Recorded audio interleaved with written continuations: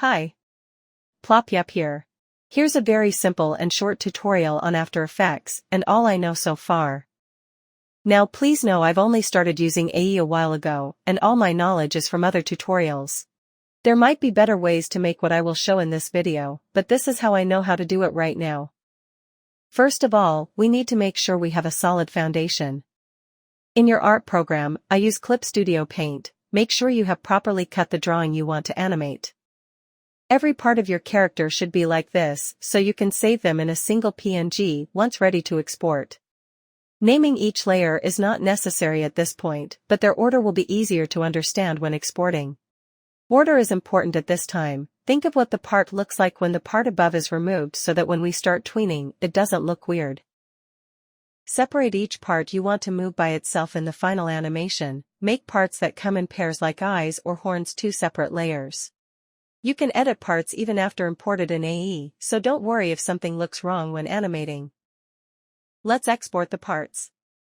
I create a folder for every new animation I make. In this folder we'll find the parts, the backgrounds, assets, anything I'll use in the animation including the AE saves and the CSP file so that I may edit or add anything. Create a parts folder so you can store them all in there and not have to search for them.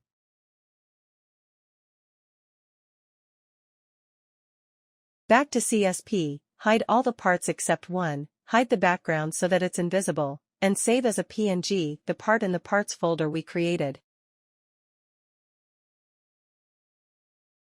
Repeat for all of them.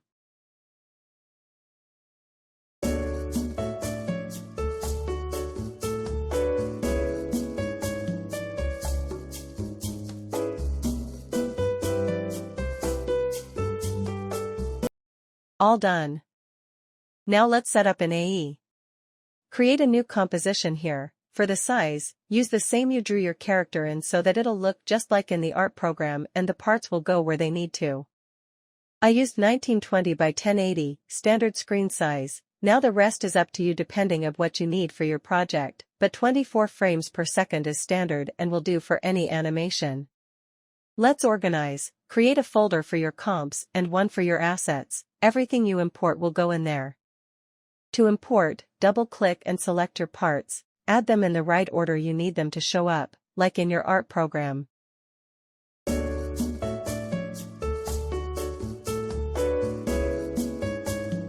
All done. Let's assign each part's parent. There are parents and child parts. Child parts will move with their assigned parent parts. For example, if we assign this eye to the head and we move the head, the eye will also move.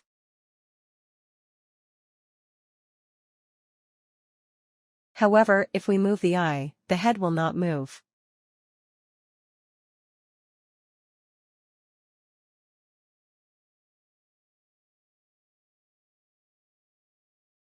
Now that we got all of them here, let's set up their anchor point. This tells the program where the part should move from.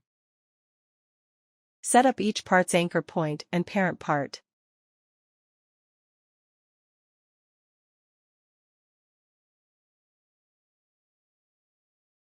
All done. Now that this is done, let's analyze what everything here does. I won't explain everything, just the basics. You can explore more by yourself. It may look scary at first, but once you understand what each panel does, it'll be easier. First, the project panel. This is where everything in our project is. Second, the preview panel. This is where you'll preview your project. Now keep in mind this is only a preview, not the final render. It will look blurry and laggy. This is normal. Your computer would explode if it had to render everything perfectly each time. This is to resize the preview to specific degrees. Pick fit so the entire screen fits and you can see everything. This is where you can choose how good the preview will be. I recommend to just pick auto, but if you feel like it takes too long, pick quarter. The active camera is only useful when using 3D layers. Don't worry about it. Now this is the timeline, where you'll move around everything and move the time indicator. This is the work area. When you play your preview while your time indicator is in it, the program will only render within the area and the time indicator will loop within the area. Above that, it basically the scroll bar for your entire project. Resize it to zoom and unzoom your timeline. To play your preview, use the spacebar. You can also use the panel here to play and unplay the preview. And now let's start animating. First, let's say we want to make a looping animation like these I've been doing. Go to Composition, Composition Settings, and modify the length of your project to whatever you need it to be. I'll make it 30 seconds so that I have space on the timeline, but I'll only use 2 seconds. Let's set my work area to 2 seconds.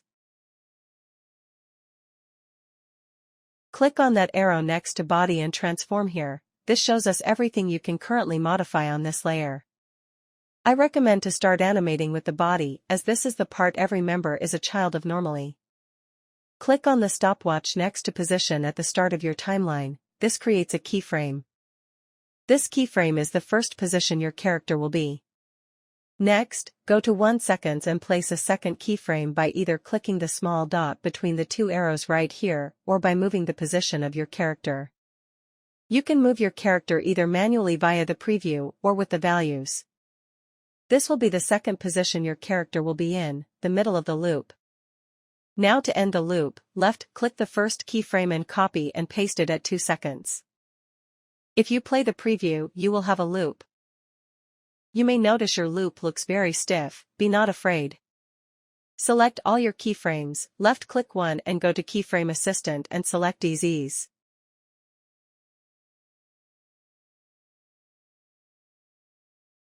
Magic.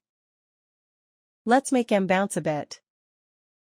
Repeat the same process with the stopwatch as before, but this time on the rotation setting.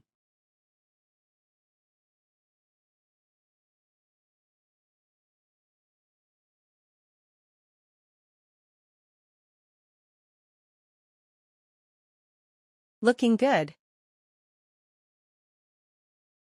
You have the basics of tweening on AE. Here are now a few tips.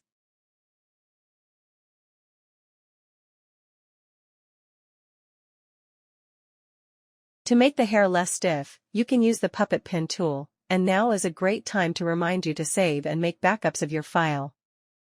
Adobe products tend to crash a lot.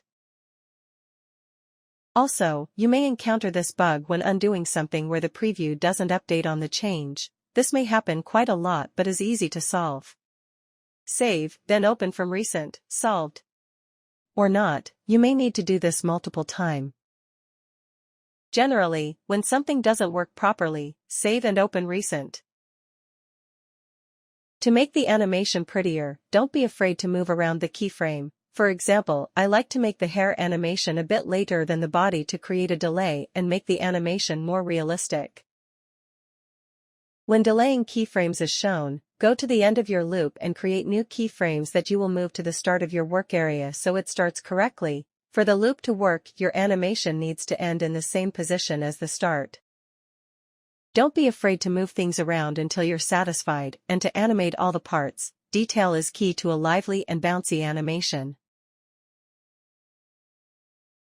While we wait for me to finish, here are a few keyboard shortcuts you may find good to know.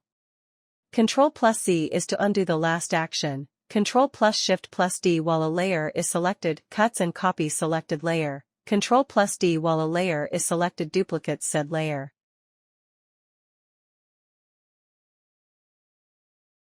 Now ease is not the only way to make your animation smoother. You can also use graphs for a wider and more diverse timing, but this is more advanced and I will not show this in this video.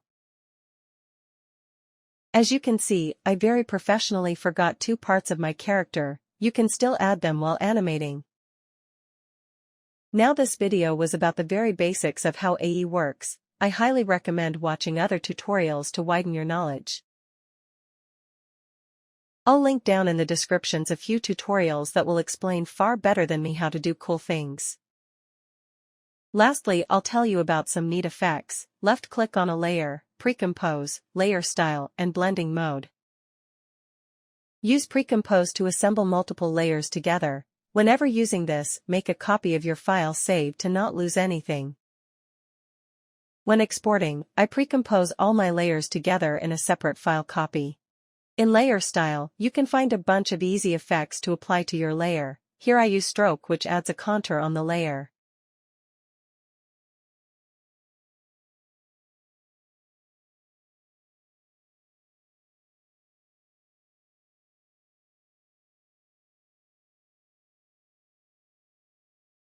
In blending mode, you'll find a bunch of effects, just like in your average art program, to affect your selected layer. Play around with everything. Try things out. There are also plugins you can download and buy online. I recommend Sapphire and Continuum by Boris FX. For exporting, either use the After Effects render queue in the program or Adobe Media Encoder, which is much better, but the exporter in the program will do. Once exported, I use sGIF on your browser to crop, resize, modify the GIF to make it ready for social media. Your animation may need to be optimized to be able to get uploaded on the internet depending on your canvas size. And here is my beautiful baby thing. Thank you for watching this video. I hope it at least helped you a little bit. Bye bye.